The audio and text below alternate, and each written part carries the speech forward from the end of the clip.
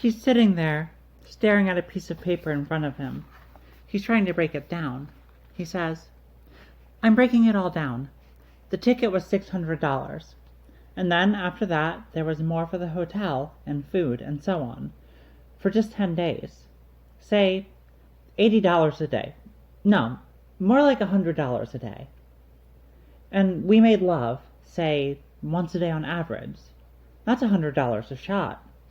And each time it lasted maybe 2 or 3 hours, so that would be anywhere from $33 to $50 an hour, which is expensive.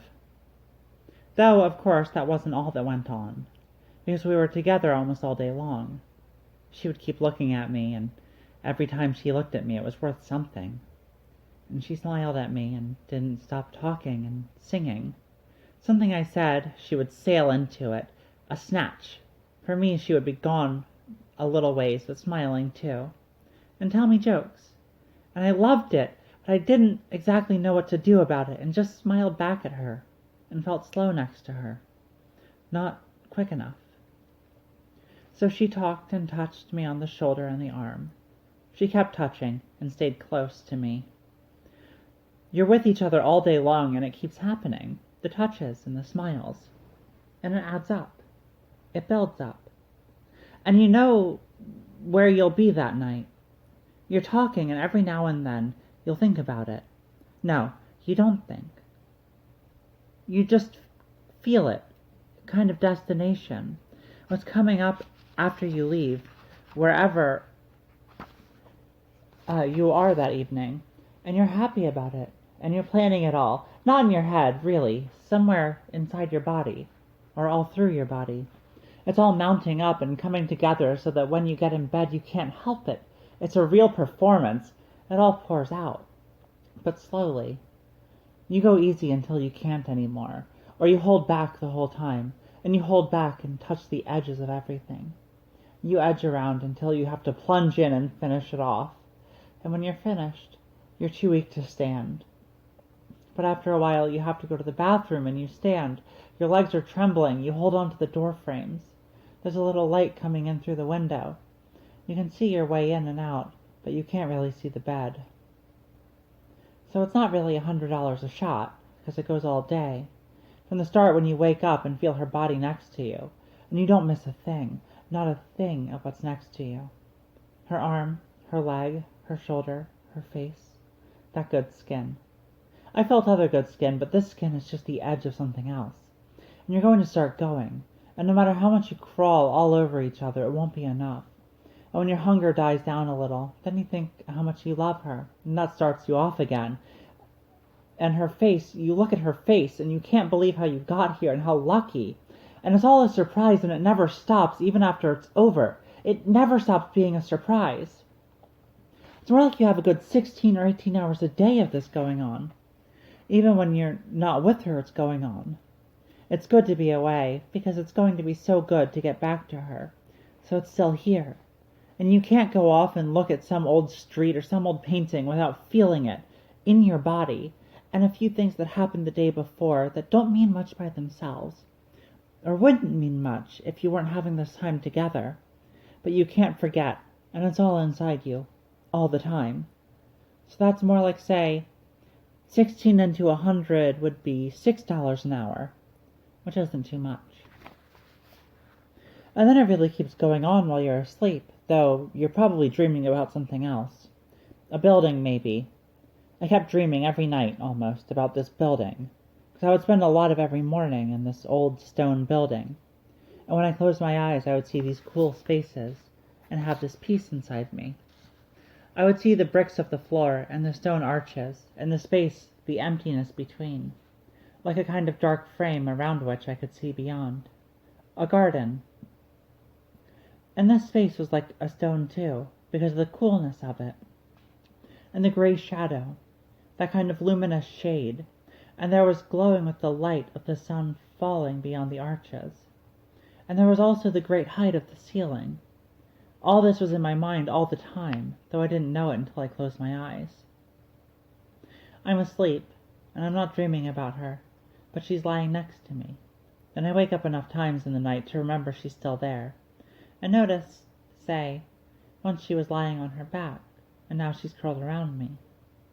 I look at her closed eyes. I want to kiss her eyelids. I feel that soft skin under my lips. But I don't disturb her. I don't want to see her frown as though her sleep she's forgotten who I am, and feels just that something is bothering her. So I just look at her and hold on to it all. These times when I'm watching over her sleep, and she's next to me, and isn't away from me the way she will be later. I want to stay awake all night just to go on feeling that, but I can't. I fall asleep again, though I'm sleeping lightly, still trying to hold on to it. But it isn't over when it ends. It goes on after it's all over. She's still inside you, like a sweet liqueur. You're filled with her. Everything about her's kind of bled into you. Her smell, her voice, the way her body moves, it's all inside you, at least for a little while after. Then you begin to lose it, and I'm beginning to lose it. You're afraid of how weak you are, and you can't get her all back into you. And now the whole thing is going out of your body. It's more in your mind than your body. The pictures come to you one by one, and you look at them. Some of them last longer than others. You were together in a very clean white place, a coffee house, having breakfast together. And the place is so white that against it you can see her clearly. Her blue eyes, her smile, the colors of her clothes, even the print of the newspaper she's reading when she's not looking up at you.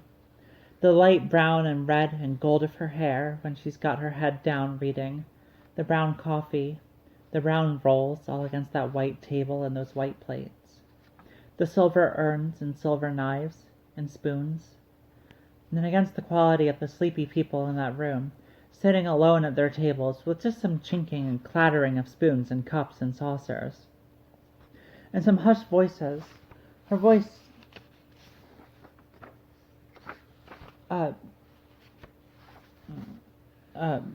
some hushed voices, her voice now and then rising and falling. The pictures come to you, and you have to hope they won't lose their life too fast and dry up, although you know they will, and you'll also forget some of what happened, because already you're turning up little things you nearly forgot.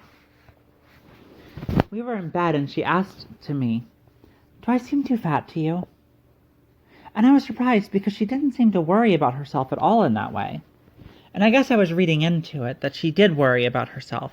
So I answered what I was thinking and said, stupidly, that she had a very beautiful body. Her body was perfect. And I really meant it as an answer. And she said kind of sharply, "That's not what I asked." So I had to try to answer again, exactly as she had asked. And once she lay against me one late night and she started talking, her breath in my ear. And she just went on and talked faster and faster. She couldn't stop, and I loved it.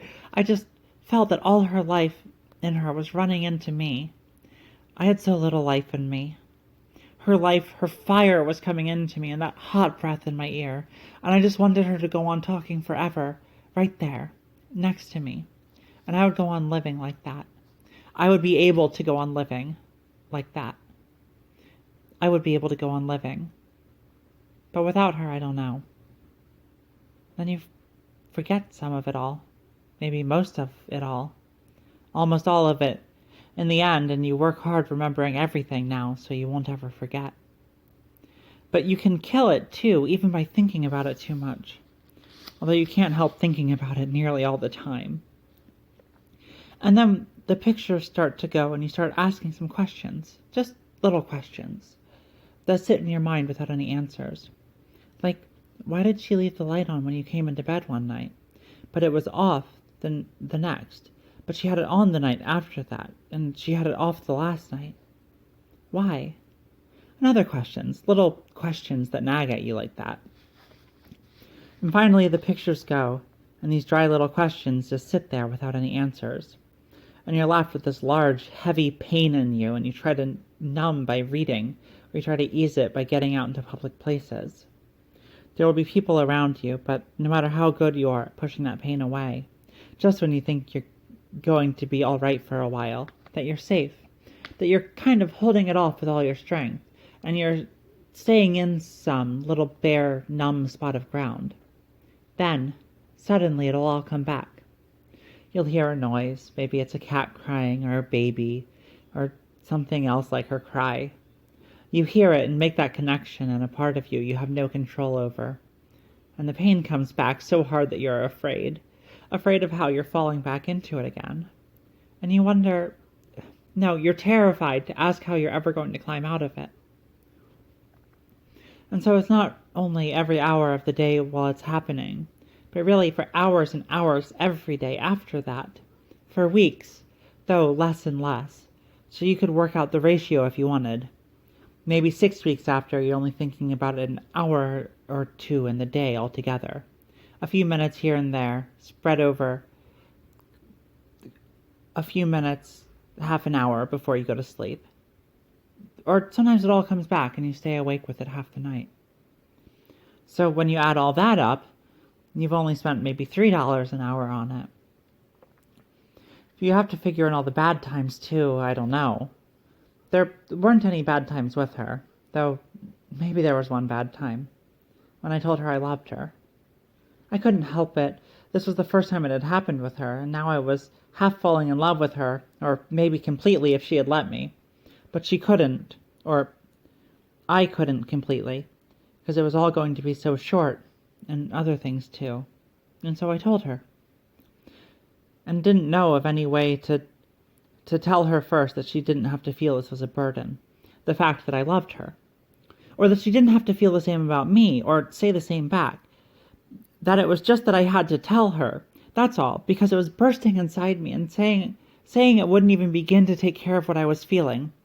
Really, I couldn't say anything of what I was feeling because there was just so much. Words couldn't handle it. And making love only made it worse because then I wanted words badly, but they were no good. No good at all. But I told her anyway. I was lying on top of her. Her hands were up by her head and my hands were on hers, and our fingers were locked, and there was a little light on her face from the window, but I couldn't really see her, and I was afraid to say it, but I had to say it, because I wanted her to know. It was the last night. I had to tell her then, or I'd never have another chance. I just said, before you go to sleep, I have to tell you before you go to sleep that I love you. And immediately, right away after that, she said, I love you too. And it sounded to me as if she didn't mean it. A little flat. But then it usually sounds a little flat when someone says, I love you too, because they're just saying it back even if they do mean it. And the problem is that I'll never know if she meant it. Or maybe someday she'll tell me whether she meant it or not, but there's no way to know now. And I'm sorry. I'm sorry I did that. It was a trap I didn't mean to put her in. I can see it was a trap, because if she hadn't said anything at all, I know that would have hurt too. As though she were taking something from me, and just accepting it, and not giving anything back. So she really had to, even just to be kind to me, she had to say it, and I don't really know if she meant it. Another bad time, or it wasn't exactly bad, but it wasn't easy either, was when I had to leave. The time was coming, and I was beginning to tremble and feel empty. Nothing in the middle of me, nothing inside, and nothing to hold me up on my legs. And then it came. Everything was ready, and I had to go. And so it was just a kiss. A quick one, as though we were afraid what might happen after a kiss. And she was almost wild then. She reached up to a hook by the door and took an old shirt, a green and blue shirt, from the hook, and put it in my arms, for me to take away. The soft cloth was full of her smell, and we stood there close, together, looking at a piece of paper she had in her hand, and I didn't lose any of it. I was holding it tight that last minute or two, because this was it. We'd come to the end of it. Things always change, so this was really it. Over. Maybe it works out all right.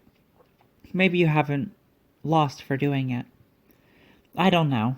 No, really, sometimes when you think of it, you feel like a prince, really. You feel just like a king. And then other times you're afraid. You're afraid. Not all the time, but just now and then, of what it's going to do to you.